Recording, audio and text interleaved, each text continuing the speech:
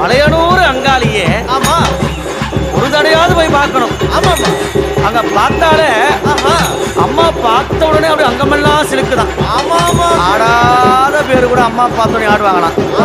அப்படி இருக்கும்போது மலையனூர் போகணுங்க, அத்தாலனா பார்க்கணுங்க. மலையனூர் போகணுங்க, அத்தாலனா பார்க்கணுங்க. அத்தால பார்த்ததுமே மருள் வந்து ஆடுதுங்க. மலையனூர் கோவிலில மகிமை பாடுது.